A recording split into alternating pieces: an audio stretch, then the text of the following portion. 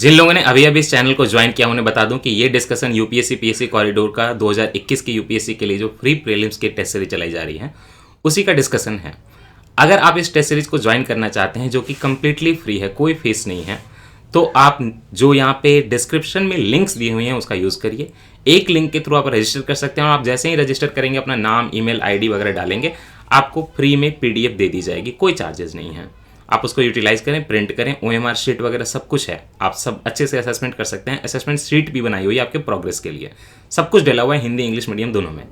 साथ ही साथ अगर आप एक ग्रुप में रह के पढ़ना चाहते हैं, लोगों के साथ डिस्कस करना चाहते हैं, इस डिस्कशन के अलावा, देखिए डिस्कशन भी फ्री है, राइट, इस डिस्कशन के अलावा तो टेलीग्राम में हमारा एक ग्रुप है, उसमें 2500 से ज़्यादा लोग हैं, 2500 से ज़्यादा लोग हैं, उसकी भी लिंक डिस्क्रिप्शन में दी हुई है। जैसे भी आप क्लिक करेंगे तो वो खुल जाएगा, आप उसको ज्वाइन कर सकते हैं। साथ ही साथ बाकी हमारे चैनल की भी लिंक वगैरह दी हुई है, आप उसको भी यूटिलाइज कर सकते हैं। और जिन लोगों ने टेस्ट दे दिया है उन लोगों का कहना है कि टेस्ट की क्वालिटी बहुत अच्छी है, सारे फीडबैक हमारे अच्छे हैं, सिलेक्टेड लोगों से, नॉन सिलेक्टेड लोगों से, सबसे अच्छे हैं फीडबैक, जो मार्केट में अवेलेबल उससे बेस्ट बताया गया। तो इस चीज़ का यूटिलाइज करिए, चीज़ें फ्री में है तो इस चीज़ को प्रमोट करिए, यूटिलाइज करिए। नाउ जिन लोगों ने टेस्ट दे दिया है उनको मैं ये कहूँगा कि इसको कैसे यूटिलाइज करना है। सो फर्स्ट ऑफ ऑल देखिए कि इसमें कई चीज़ें लक्ष्मीकांत के बाहर की होंगी, कई चीज़ें मैं बेयर एक्ट से रीड करूँगा, कई चीज़ें मैं अपने नोट्स वगैरह से बताऊँगा, कुछ केसेस बताऊँगा। तो जो चीज़ें आपको लगी कि एक्स्ट्रा है और आपकी इन्फॉर्मेशन के लिए ज़रूरी है, वो आप लक्ष्मीकांत में ही पेंसिल से उस पर चला के नोट कर लीजिए। और जो चीज़ें मैं लक्ष्मीकांत से भी कई बार रीड करूँगा, क्योंकि मेरी एक कोशिश है कि मैं पूरा का पूरा लक्ष्मीकांत ऑलमोस्ट इस 3 टेस्ट सीरीज के थ्रू ही, मतलब आपने 3 पेपर में ही कवर कर लूँ। उसके बाद रिविजनल टेस्ट भी होंगे, फुल एंड टेस्ट भी होंगे, तो वहाँ भी चीज़ें कवर होंगी। तो पूरा का पूरा लक्ष्मीकांत कवर करने की कोशिश है। तो दिस इज़ रिक्वायर्ड कि आप साथ ही साथ अपने लक्ष्मीकांत और बेयर एक्ट खोलें और वहाँ से रिवीजन करें, और आपके एफर्ट डुप्लीकेट ना हो, तो आप सॉल्यूशन की तलाश में ना रहें, यहीं से चीज़ें जो एक्स्ट्रा हो नोट कर लें। Now coming to our first question of the first test which was polity. The first question says that the state has been used in many provisions concerning the fundamental rights or part 3 of the constitution. In this context, what is included in state का definition? Now what is the question? देखिए आपके constitution में state कई जगह use होगा। Now वो state government के लिए भी यूज हो सकता है, और भी कई तरीके से स्टेट यूज किया गया। लेकिन अगर हम बात करें अगर पार्ट 3 ऑफ द कॉन्स्टिट्यूशन की, जहां पे आपके फंडामेंटल राइट हैं, तो वहां पे जो स्टेट की डेफिनेशन है वो आर्टिकल नंबर 12 में दी हुई है। Unless the context otherwise says the state will mean this. So वहां पे आर्टिकल नंबर 12 में दी हुई है। देखिए एक एक क्वेश्चन के थ्रू हम सारे आर्टिकल कवर करेंगे। तो now we are talking about the article 12। तो वहां पे स्टेट की डेफिनेशन पार्ट 3 के लिए, खास करके पार्ट 3 के लिए ओनली दी हुई है। उसमें क्या क्या इंक्लूडेड होता है, तो इस चीज को सबसे पहले अगर मैं बेयर एक्ट से आपको पढ़ के सुनाऊं तो स्टेट का डेफिनेशन दिया हुआ है। देखिए आर्टिकल नंबर 12 में फंडामेंटल राइट्स चैप्टर नंबर 3, उसमें पार्ट 3 चैप्टर नंबर मतलब part 3 of the constitution fundamental rights, और उसमें जो स्टेट है वो आपके आर्टिकल नंबर 12 में। तो सुनिए, in this part unless the context otherwise requires, अगर किसी और तरीके से मेंशन ना किया हुआ हो, एक्सेप्शन ना हो, तो स्टेट का मतलब है कि आपका गवर्नमेंट, यूनियन गवर्नमेंट और parliament, that means executive and legislative body of the union government, same goes for the state government और स्टेट लेजिस्लेचर, एग्जीक्यूटिव और लेजिस्लेटिव दोनों लेवल की इंक्लूडेड होगी। और साथ ही साथ आपके local bodies, local authorities included होंगे जो इंडियन टेरिटरी में काम कर रहे हैं, अंडर द गवर्नमेंट कंट्रोल है। तो ये यहाँ पे इतना दिया हुआ है। इसके अलावा सुप्रीम कोर्ट के कई जजमेंट्स वगैरह आते हैं, सुप्रीम कोर्ट वहां पे डिसाइड करती है स्टेट की डेफिनेशन। फॉर एग्जांपल, तो चलिए सबसे पहले तो ये देखिए कि आर्टिकल नंबर 12 में ये लिखा हुआ कि लोकल अथॉरिटीज इंक्लूडेड है। मैंने आपको बोला ना, union government, state government, parliament, state legislature मतलब एग्जीक्यूटिव लेजिस्लेटिव बॉडी, साथ ही साथ लोकल और other authorities with in territory under the government control. तो लोकल अथॉरिटीज तो इंक्लूडेड है, पहला तो राइट है। Now what about BCCI? देखिए इसके पीछे एक जजमेंट था, एक केस आया था सुप्रीम कोर्ट के पास, और वो केस आया था, मेरे हिसाब से वो केस आया था काफी पहले। ये आया था बीसीसीआई का जजमेंट 2005 में, और केस का नाम था Zee telefilms limited versus Union of India, मतलब Zee telefilms versus Union of India का केस आया था कब? 2005 में। यहां पे एक सवाल उठा कि क्या BCCI board of control for cricket in India जो है बीसीसीआई आपके क्रिकेट के लिए, कि क्या वो स्टेट के डेफिनेशन में आती है? तो सुप्रीम कोर्ट का यहां पे कहना था कि नहीं आती। क्यों? क्योंकि उनका कहना था कि फाइनेंशियली, फंक्शनली और एडमिनिस्ट्रेटिवली बीसीसीआई को गवर्नमेंट जो है डोमिनेट नहीं करती है। दैट मीन्स कि थोड़ा बहुत तो पार्ट है, चलिए उनके बोर्ड वगैरह के चेयरमैन वगैरह सेलेक्ट करना, ये सब चीजें कहीं ना कहीं थोड़ी बहुत मिक्स डिसीजन वगैरह हैं, लेकिन उसको डोमिनेट नहीं करती। किन 3 एस्पेक्ट पे? फाइनेंशियली, एडमिनिस्ट्रेटिवली और फंक्शनली। तो उन्होंने बोला कि बीसीसीआई जो है वो आपके स्टेट में काउंट नहीं होगा। अब ऐसे कई केसेस आते गए, सुप्रीम कोर्ट के पास होता रहा ये चीज। तो सुप्रीम कोर्ट के पास एक्चुअली 1981 में एक केस आया था, उस केस का नाम है, केस का नाम इंपॉर्टेंट नहीं है, बस बता दूं, अजय हाशिया वर्सेस खालिद मुजीब। अजय हाशिया वर्सेस खालिद मुजीब 1981 में केस आया था, और इसी केस में जो आपके फेमस PIL वाले जज हैं भगवती जी, सुप्रीम कोर्ट के जज, तो आपके मिस्टर जस्टिस भगवती ने सुप्रीम कोर्ट में ये 6 क्राइटेरिया दिए स्टेट को चूज करने के। वो क्राइटेरिया आपको जानने की जरूरत नहीं है, वही है फाइनेंशियली, एडमिनिस्ट्रेटिवली, फंक्शनली, गवर्नमेंट का कितना कंट्रोल है, नहीं कंट्रोल है, उसके हिसाब से केस टू केस हम जो है डिसाइड करेंगे कि स्टेट में क्या इंक्लूड होता है। और उन्होंने ये बोला कि जरूरी नहीं कि सारे के सारे 6 क्राइटेरिया फुलफिल हो, एक भी क्राइटेरिया अगर बहुत ज्यादा डोमिनेटिंग है, बहुत ज्यादा इफेक्टिव हो, तो वो स्टेट की डेफिनेशन में आएगा। एनीवे, तो वो तो केस टू केस चलता है। जैसे कोऑपरेटिव सोसाइटीज है, तो कुछ कोऑपरेटिव सोसाइटीज इंक्लूडेड होती हैं जो कि स्टेट मतलब गवर्नमेंट के कंट्रोल में, और कुछ कोऑपरेटिव सोसाइटी जो गवर्नमेंट के कंट्रोल में नहीं इंक्लूडेड होती हैं। Now what about this private body और agency functioning as an instrument of the state, and what about the public sector bank? इसके लिए आप लक्ष्मीकांत खोल लीजिए, वहां पे डेफिनेशन ऑफ स्टेट में पहले तो पहला पॉइंट है government and parliament of union government, state legislature, state government, ये हो गया एग्जीक्यूटिव लेजिस्लेटिव दोनों लेवल पे। उसके अलावा ऑल लोकल अथॉरिटीज जैसे कि म्युनिसिपैलिटीज, पंचायत, डिस्ट्रिक्ट बोर्ड और आपके improvement trust, port improvement trust वगैरह जैसे होता है ना, उसकी बात हो रही है। तो लोकल अथॉरिटीज में आपके district board, district authorities, statutory, district boards, panchayat, municipalities, improvement trust, ये सारे स्टेट में इंक्लूडेड होते हैं। तो इसीलिए पहला वाला तो हो गया कि इंक्लूडेड होगा, दूसरा तो हमने देख लिया कि नहीं इंक्लूडेड होगा। What about this companies like ONGC, public sector bank? देखिए, ऐसे सारे अथॉरिटी जो कि स्टैट्यूटरी हो या नॉन स्टैट्यूटरी हो, एक्ट से बने हो या नहीं बने, उससे मतलब नहीं है। अगर वो गवर्नमेंट के कंट्रोल में है, for example LIC, life insurance corporation of India, ONGC, SAIL, PNB, Punjab national bank, steel authority of India limited, oil and natural gas corporation and life insurance corporation, SBI, ये सारे जो हैं बैंक, ये public sector company जो हैं state में included होती हैं।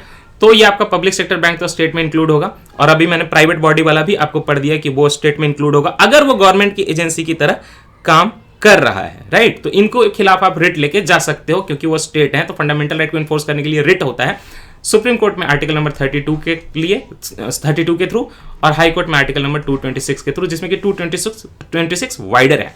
उसमें आप बस फंडामेंटल राइट के रिट नहीं ले जा सकते, अब बाकी कॉन्स्टिट्यूशनल राइट, लीगल राइट के लिए भी अपने जो है रिट लेके जा सकते हैं, ठीक। So what will be your answer? देखिए, BCCI नहीं होगा लेकिन बाकी सारे होंगे, तो इसका आंसर 1341 का आंसर C होगा। तो this is your first solution, first question. Now the second question a bit tricky. Second question is tricky, why? इसमें पर्सनल लॉज भी इंक्लूड किया हमने, आर्टिकल 368 भी यूज किया। सो व्हाट इज, आपने आर्टिकल नंबर 12 पढ़ लिया, उसमें स्टेट की डेफिनेशन है, और आर्टिकल नंबर 13 जो है फंडामेंटल राइट वाले चैप्टर का, पार्ट 3 का, मतलब कि कॉन्स्टिट्यूशन का, वहां पे लॉ की डेफिनेशन है कि इस पार्ट के लिए क्या लॉ में इंक्लूड होगा, फंडामेंटल राइट के लिए क्या नहीं होगा। देखिए, इसके लिए मैं आर्टिकल नंबर 13 पढ़ूंगा और आपको बताऊंगा कि वहां पे क्या लैंग्वेज यूज की गई है कि लॉ की डेफिनेशन आ गई। देखिए, इसमें यह बताया गया है आपके आर्टिकल नंबर 13 में कि ऐसे laws, the laws which are not consistent with your fundamental right will be null and void, ultra vires, constitution के खिलाफ। ऐसे कौन से लॉ यहां पे इंक्लूड कर सकते हैं हम कि जो अगर फंडामेंटल राइट के खिलाफ हो तो हम उसको फंडामेंटल राइट के खिलाफ होने के कारण, पार्ट 3 के खिलाफ होने के कारण null and void, ultra vires कर सकते हैं। लॉज इनकंसिस्टेंट विथ और in derogation of fundamental right, यही इसका आपका टाइटल है आर्टिकल नंबर 13 का। इसमें क्या क्या इंक्लूडेड है पढ़िए। आर्टिकल नंबर 13 का clause number 1, all laws in force in the territory of India immediately before the commencement of this constitution insofar as they are inconsistent with the provisions of this part shall to the extent of such inconsistency be void. Very difficult sentence. What does it mean? Indian constitution का जो commencement हुआ 1950 में, commencement के पहले के British time के जो भी लॉज चले आ रहे थे, अगर वो फंडामेंटल राइट के खिलाफ हैं तो वो नल एंड वाइड हो जाएंगे, और अगर उनका कोई पार्ट फंडामेंटल राइट के खिलाफ है तो वो पार्ट जो फंडामेंटल राइट के अगेंस्ट है, अगर वो कॉन्स्टिट्यूशन के पहले से चला आ रहा है तो वो उसको कॉन्स्टिट्यूशन आने के बाद खत्म कर दिया जाएगा, राइट। तो वो लॉज इंक्लूडेड है। And after India commencement of the constitution, अगर कोई यूनियन गवर्नमेंट या स्टेट गवर्नमेंट ऐसे लॉज बनाती है जो फंडामेंटल राइट के खिलाफ है तो वो भी नल एंड वाइड कर दिए जाएंगे। यहां पे ये आपके क्लॉज नंबर 2 में लिखा हुआ है। What is in clause number 3? Clause number 3 में ये बोला गया है कि ऊपर जो हमने लॉज टर्म यूज किया है, तो अनलेस एंड अदरवाइज अगर हमको कॉन्टेक्स्ट कोई और हो तब तो ठीक है, लेकिन अगर कॉन्टेक्स्ट कोई और ना हो तो उसमें क्या इंक्लूड होगा? देखिए, ऑर्डिनेंस एक टेम्पररी लॉ है, वो इंक्लूड होगा। Order, by law, regulation, notification, मतलब डेलीगेटेड लेजिस्लेशन जितने जो ब्यूरोक्रेट करते हैं वो भी लॉ में इंक्लूड होगा। और साथ ही साथ कोई कस्टम या यूजेस, कोई कस्टम है जिसका फोर्स ऑफ द लॉ है, आज मैं कॉरिडोर पे एकदम ऐसा कस्टम क्रिएट कर दूं सोसाइटी जैसा और कि उसका फोर्स ऑफ लॉ हो, तो वो भी, जबकि वो लेजिस्लेशन से नहीं आया है, कानून से नहीं आया, लेकिन फिर भी वो लॉ की तरह काउंट होगा क्योंकि उसका जो इंपैक्ट है, उसका जो वजन है वो फोर्स ऑफ लॉ का है, तो वो भी यहां पे नलिफाई हो जाएगा, वो यहां पे अल्ट्रा वायर्स हो जाएगा, राइट। एंड साथ ही साथ जो आपके लॉज इन फोर्स जो कि आपके लेजिस्लेचर द्वारा पास हुए हैं, अगर वो आपके कमेंसमेंट ऑफ द कॉन्स्टिट्यूशन के बाद फंडामेंटल राइट के खिलाफ हो तो वो भी खत्म कर दिए जाएंगे। और साथ ही साथ ये भी लिखा हुआ है क्लॉज नंबर 4 में, दैट मीन्स कि मैंने आपको आर्टिकल नंबर 13 का 1 पढ़ा दिया कमेंसमेंट ऑफ द कॉन्स्टिट्यूशन के पहले, आर्टिकल नंबर 13 का क्लॉज नंबर 2 पढ़ा दिया, उसमें बोला मैंने custom, uses, force of law जिनके हैं, डेलीगेटेड लेजिस्लेशन वाले, ऑर्डर, ऑर्डिनेंस, वो सारे। थर्ड में क्या लिखा हुआ है कि कोई भी आपके लॉ, थर्ड का ए में लिखा हुआ है, दैट मीन्स कि आर्टिकल नंबर 13 का क्लॉज नंबर 3 का सब क्लॉज ए, इसमें यह लिखा हुआ है कि लॉ के अंदर आपका क्या क्या इंक्लूडेड होता है। और इसकी के बी में यह लिखा हुआ है कि लॉ इन फोर्स, जो आपके जो फोर्स में है लॉ, एक तो होता है जो लॉ में फोर्स ऑफ द लॉ है, दूसरा फोर्स जो लॉ फोर्स में है, जो बनाए हुए हैं लेजिस्लेचर से, वो इंक्लूड हो गए। बट जो 13 का 4 देखेंगे वहां पे एक बड़ी इंटरेस्टिंग चीज लिखी हुई है, nothing in this article shall apply to any amendment of this constitution made under article 368। अब यहां पे आप सरप्राइज हो जाते हो कि इतनी लॉ की बात कर ली, लेकिन क्या कॉन्स्टिट्यूशनल अमेंडमेंट करेंगे तो वो इंक्लूड नहीं हुआ। देखिए ना 13.4, नथिंग इन दिस आर्टिकल, मतलब आर्टिकल 13 में जो लॉ की बात कर रहे हैं कि वो नल एंड वाइड हो जाएंगे अगर वो कॉन्स्टिट्यूशन के फंडामेंटल राइट के खिलाफ है, that will not apply to the amendment of this constitution under article 368। मतलब आर्टिकल 368 के अंदर अगर आप कोई कॉन्स्टिट्यूशनल अमेंडमेंट करते हैं तो वो आर्टिकल 13 के खिलाफ हो तो भी चलेगा। So is it okay? या but here is a trick, अगर आर्टिकल 368 के अंदर कोई कॉन्स्टिट्यूशनल अमेंडमेंट करें और वो कॉन्स्टिट्यूशनल अमेंडमेंट किसी ऐसे फंडामेंटल राइट के अगेंस्ट हो जो कि आपके बेसिक स्ट्रक्चर का पार्ट है, तो फिर उसको नल एंड वाइड कर दिया जाएगा। सो दिस इज नॉट बिकॉज अगर कोई कॉन्स्टिट्यूशनल अमेंडमेंट खारिज होता है, जैसे नेशनल जुडिशियल अपॉइंटमेंट कमीशन खारिज हुआ, तो वो इसलिए खारिज हुआ कि वो बेसिक स्ट्रक्चर के खिलाफ जाता है। तो अगर बेसिक स्ट्रक्चर में कोई फंडामेंटल राइट भी ऐसा इंक्लूडेड है, जैसे equality before law, equality before law क्या है, आपके इक्वालिटी बिफोर लॉ जो है आपके बेसिक स्ट्रक्चर में इंक्लूडेड है, राइट। इसलिए अगर इक्वालिटी बिफोर लॉ के अगर खिलाफ कोई बनता है, हालांकि उसमें कुछ क्लासिफिकेशन रीजनेबल अलाउड है, लेकिन उसको तोड़कर अगर कोई आपका कॉन्स्टिट्यूशनल अमेंडमेंट होता है, रीजनेबल क्लासिफिकेशन नहीं है, तो इक्वालिटी बिफोर लॉ के कारण, क्योंकि वो बेसिक स्ट्रक्चर का पार्ट है फंडामेंटल राइट, इसलिए उस कॉन्स्टिट्यूशनल अमेंडमेंट को अल्ट्रावायर्स किया जाएगा, न कि आर्टिकल 13 में लॉ की डेफिनेशन है उसके कारण। सो आर्टिकल 368 का जो कॉन्स्टिट्यूशनल अमेंडमेंट है, याद रखिएगा आर्टिकल 13 में इंक्लूडेड नहीं है, उसका परव्यू में नहीं है। वो अगर खारिज होता है तो वो खारिज होता है आपके कहां के कारण, आपके आर्टिकल ये बेसिक स्ट्रक्चर में अगर कोई फंडामेंटल राइट उसके खिलाफ जा रहा है तो होता है खारिज, right. Then what about the personal laws? See personal law जैसे मैरिज एक्ट वगैरह होते हैं, मुस्लिम मैरिज एक्ट वगैरह है, वो सब आर्टिकल 13 के परव्यू में नहीं आता है। तो फिर आपने एक केस सुना होगा रिसेंटली, ट्रिपल तलाक वाला, याद है आपको? Shayara Bano versus Union of India, personal law में आया था ना वो, Shayara Bano versus Union of India. इसमें तो मतलब ट्रिपल तलाक वगैरह को खारिज कर दिया गया था, ये भी तो एक तरह से पर्सनल लॉ था वो, तो उसको कैसे खारिज किया? तो क्या वो आर्टिकल 13 के कारण किया? नहीं, वो किया था आर्टिकल नंबर 142 के कारण। आर्टिकल 142 में क्या है? कंप्लीट जस्टिस की बात है। If I read this from constitution only, right here only, so that you can relate the things. Article 42, enforcement of decree and orders of Supreme Court and orders as to discovery etc. The Supreme Court in the exercise of its jurisdiction may pass such decree or may such order. इतना समझने की जरूरत नहीं है, decree और order ऐसा पास कर सकती है that is necessary for doing complete justice in any cause of matter pending before it. Supreme court article number 142 का यूज करके कंप्लीट जस्टिस करने के लिए एक्चुअली कुछ भी कर सकती है। उसी कंप्लीट जस्टिस का ये वाला यूज करके आर्टिकल 142 सुप्रीम कोर्ट ने ट्रिपल तलाक का जजमेंट लाया था, Shayara Bano versus Union of India. That was not because that triple तलाक लॉ और custom, you can say custom having the force of the custom, you can say, or personal law, you can say, the marriage act and all, that was not because of it was against article 13, it was because it was Supreme Court's jurisdiction that can do complete justice using the article 142. So आपको सारे concept clear हो गए? Personal laws do not come under the purview of the article 13 सही है कि गलत है? सही बात है, नहीं आता पर्सनल लॉ, ठीक है। सुप्रीम कोर्ट का जजमेंट 142 के कारण था ट्रिपल तलाक में। नॉन लेजिस्लेटिव कस्टम्स और usages having the force of law do not come under the purview, अभी तो बोला ऐसे कोई भी कस्टम या यूजेज जिनका अगर फोर्स ऑफ लॉ है तो भले वो नॉन लेजिस्लेटिव हो, वो आपके आर्टिकल 13 में आते हैं, ठीक।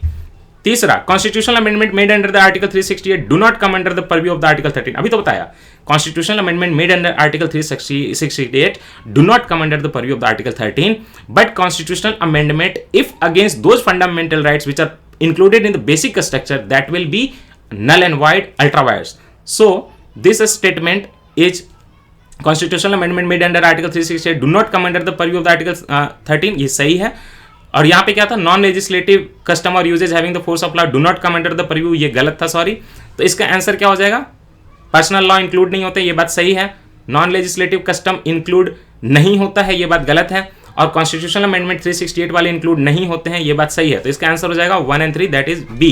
Now you are done with 2 question. Article 12 भी हो गया, 13 भी हो गया, लॉ कवर हो गया सारा, स्टेट कवर हो गया। Now come to the next third question. अच्छा, ये जो बेसिक स्ट्रक्चर का पार्ट है, अगर कोई फंडामेंटल राइट तो उसके खिलाफ कोई कॉन्स्टिट्यूशनल अमेंडमेंट हो 368 में तो वो गलत हो जाएगा। ये बात Kesavananda Bharati case, basic structure का कॉन्सेप्ट आपको पता ही होगा।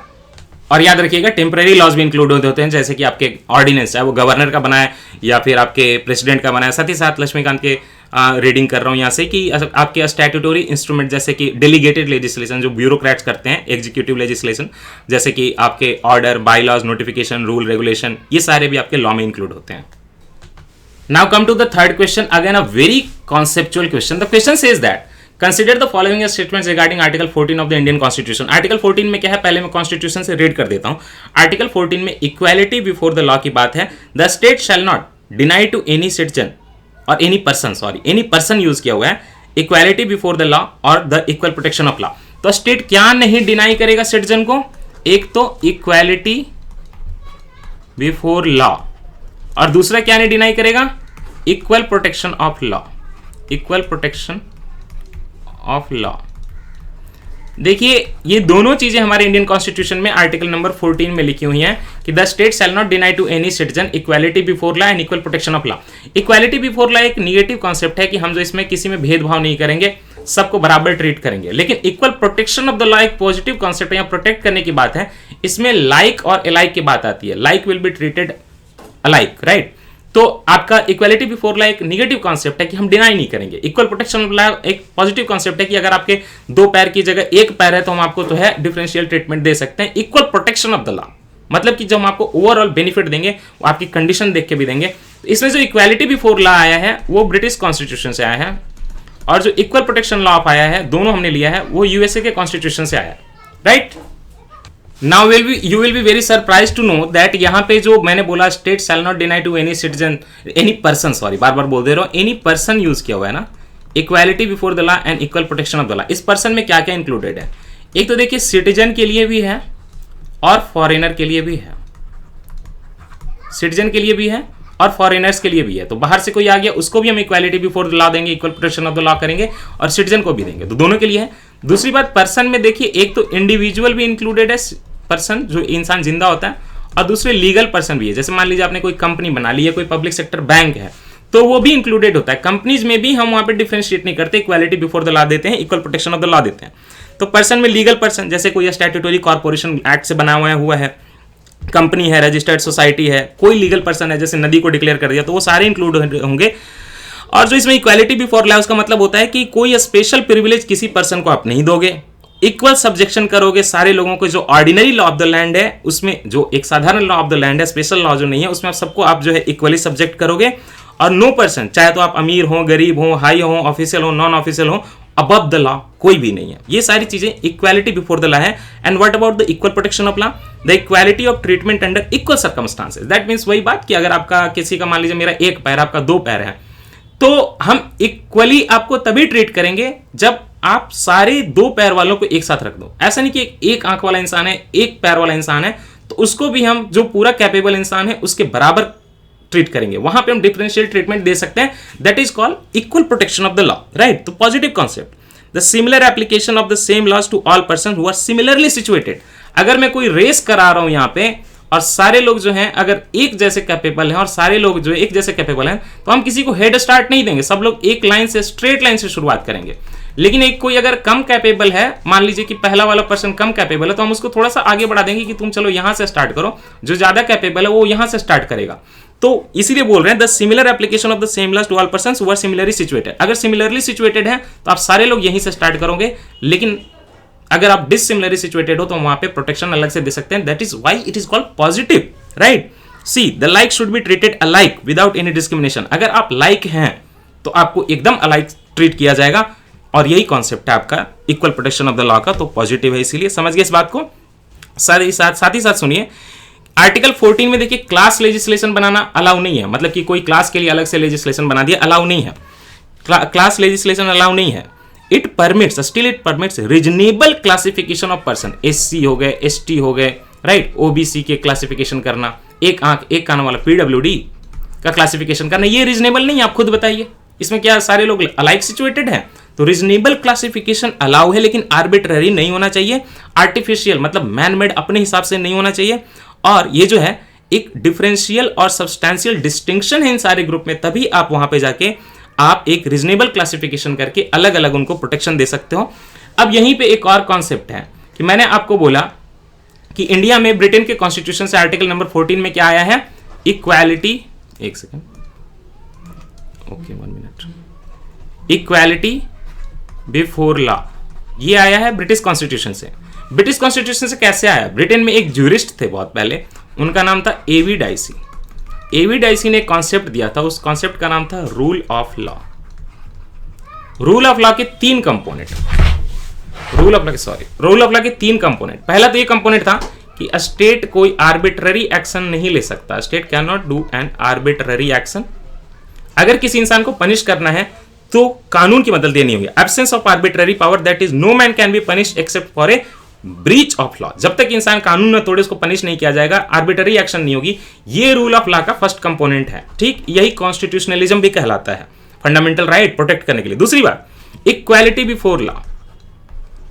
इक्वालिटी बिफोर लॉ, कानून के सामने सब बराबर हैं। Equal protection of law America से, equality before law British constitution से। लेकिन कैसे?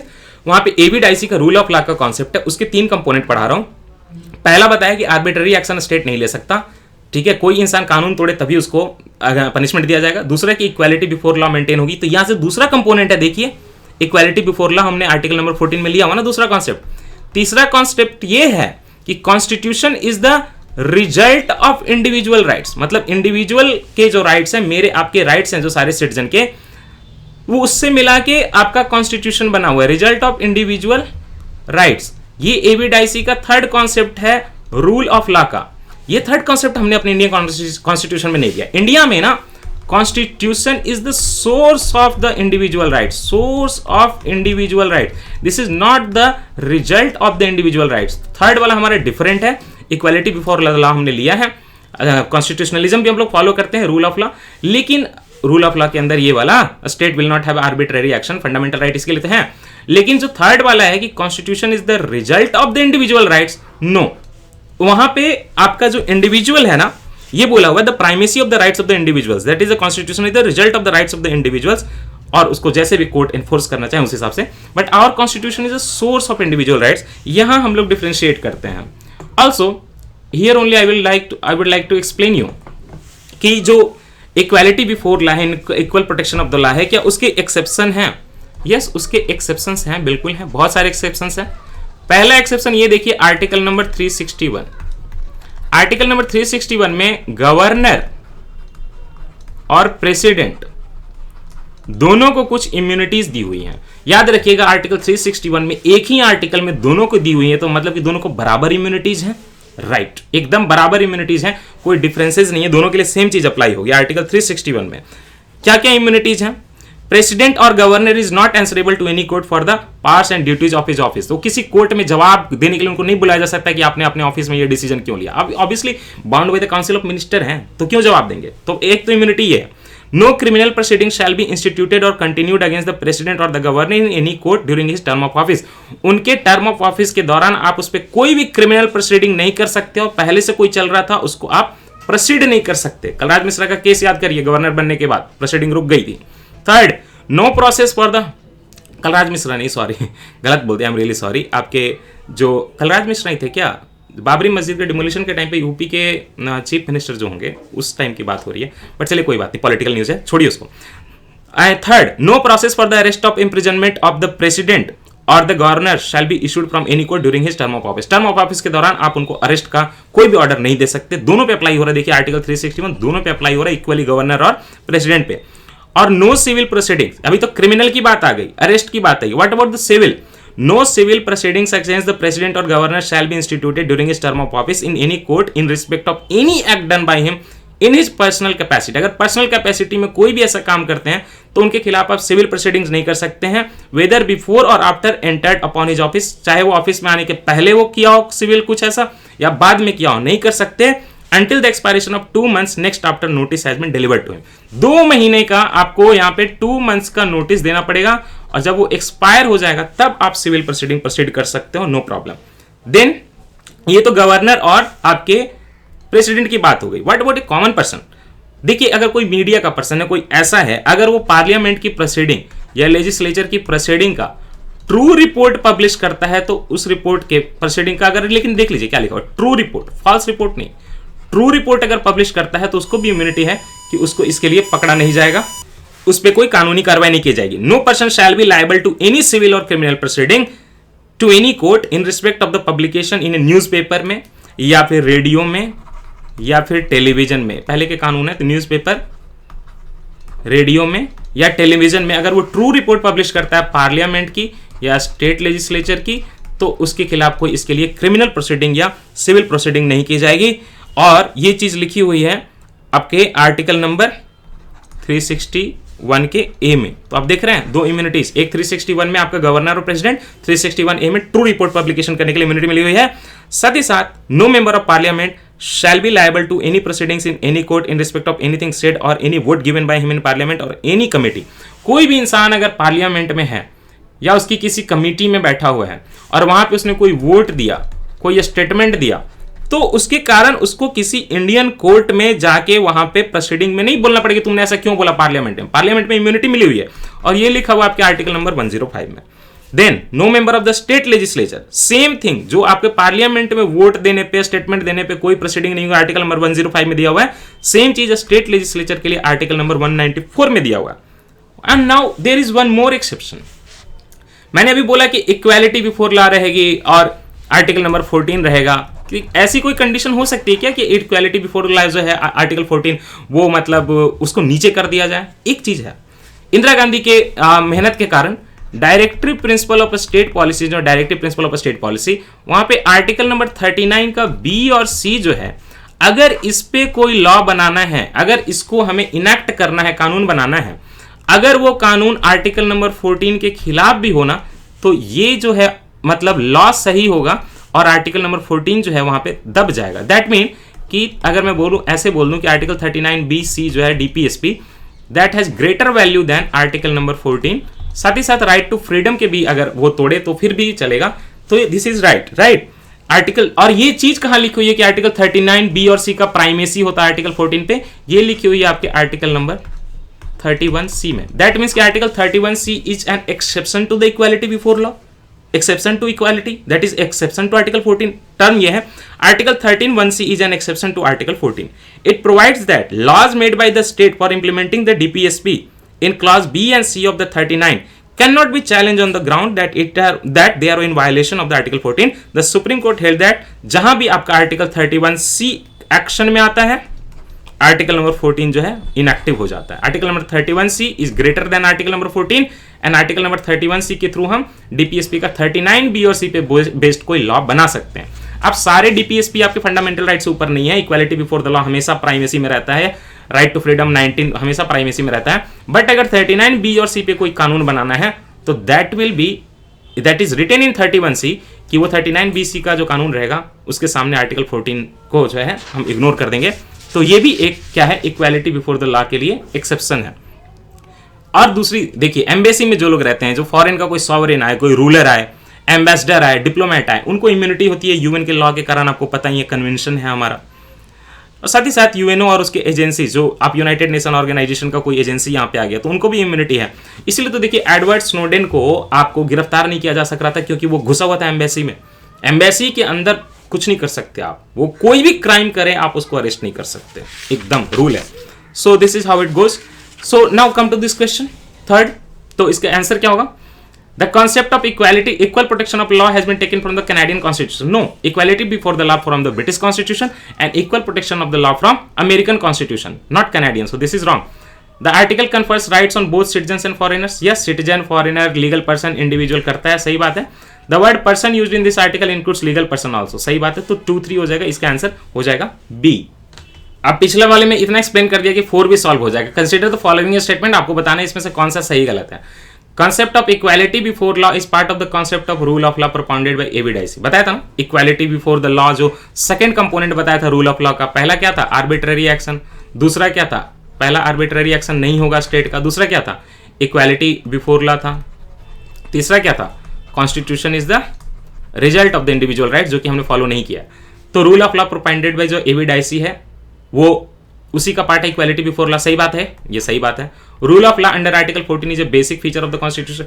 Yes, Supreme Court has given a judgment that it is part of the basic feature of the constitution. Indian constitution, देखिए rule of law, equality before law में उसमें जो rule of law है वो basic feature है Indian constitution का। ये बात बोला गया सुप्रीम कोर्ट द्वारा। Indian constitution is the result of the rights of the individuals. No, Indian constitution is the source of the individual rights. ये अभी अभी आपको एक्सप्लेन किया। तो इसके आंसर में 1 और 2 सही है।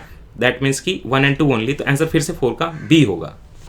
Now come to this question, a little difficult question. Parliament can, इसमें स्टेटमेंट आपको सही गलत बताने। Parliament can make a law prescribing residence within a state as a requirement for employment in the concerned state. अब इसके लिए आपको article number 12, 13, 14 मैंने पढ़ा दिया। आर्टिकल नंबर 15 में एजुकेशनल इक्वालिटी वगैरह की बात है, लेकिन आर्टिकल नंबर 16 में बात की गई है अपॉर्चुनिटी के लिए, मतलब कि पब्लिक एम्प्लॉयमेंट के लिए। अपॉर्चुनिटी या पब्लिक एम्प्लॉयमेंट की जो बात है आर्टिकल नंबर 16 में, तो एक बार इसको रीड करते हैं।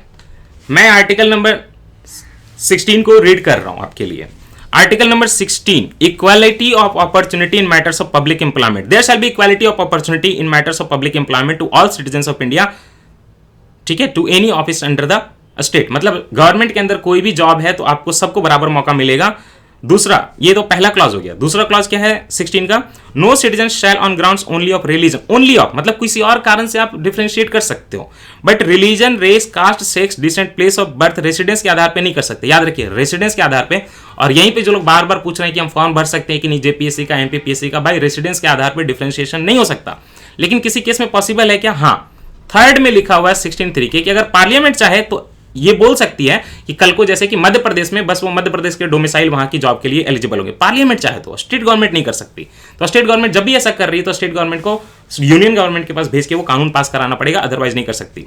Nothing in this article shall prevent parliament from making any law prescribing employment or appointment to any office under the state government या local authority subject to the residence within that state or union territory. मतलब अगर आप उस state के resident हो, domicile हो, तभी आपको जॉब मिलेगी। ऐसा पार्लियामेंट चाहे तो कानून बना के कर सकती है। ये आर्टिकल 16 के 3 में लिखा हुआ है। और साथ ही साथ आर्टिकल 16 के 4 में आपकी बात की गई है बैकवर्ड क्लास ऑफ सिटीजन के लिए अगर एम्प्लॉयमेंट देना चाहें तो ये आर्टिकल 16 का इक्वालिटी ऑफ अपॉर्चुनिटी अप्लाई नहीं होगा, उनके लिए दिया जा सकता है।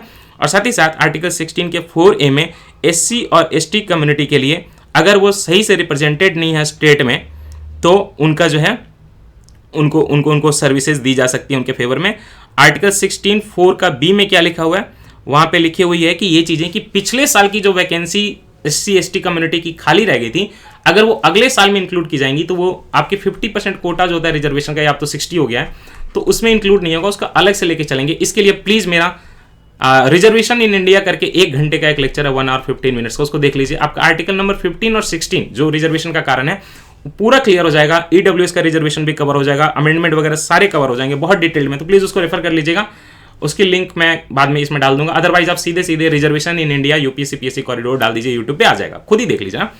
Parliament can make a law prescribing residence within a state as a requirement for employment in the concerned state. Yes, it is written in article 16 का क्लॉज नंबर 3 कि ऐसे तो इक्वालिटी है, कोई स्टेट डिफरेंशिएट नहीं कर सकता, लेकिन पार्लियामेंट अगर कानून बना दे कि किसी स्टेट में डोमिसाइल की जरूरत पड़ेगी तो इट इज पॉसिबल। तो this is right. Exception to the rule of equality before law includes article 31C but not article 31C। नहीं, अभी पढ़ा है कि exception to the rule of equality before law जो है वहां पे आर्टिकल 31C है ना, किसके लिए, डीपीएसपी के 39B और C को इनेबल करने के लिए। आर्टिकल 31 ने तो ऐसे ही मेंशन कर दिया कंफ्यूज करने के लिए, नहीं, एक्सेप्शन आर्टिकल 31C ही है, तो this is not right. Exception to the rule of equality before law in the form of certain immunities are wider for the President of India when compared to the Governor of the state. Really? Article 361 तो governor के लिए और president दोनों के लिए apply होता है immunity, कोई डिफरेंशिएशन ही नहीं है, तो प्रेसिडेंट को ज्यादा इम्यूनिटी मिली ऐसा तो कुछ सही नहीं है, तो ये स्टेटमेंट भी रॉन्ग है, इसका हो जाएगा 1 ओनली, तो आंसर इज 5 का ए।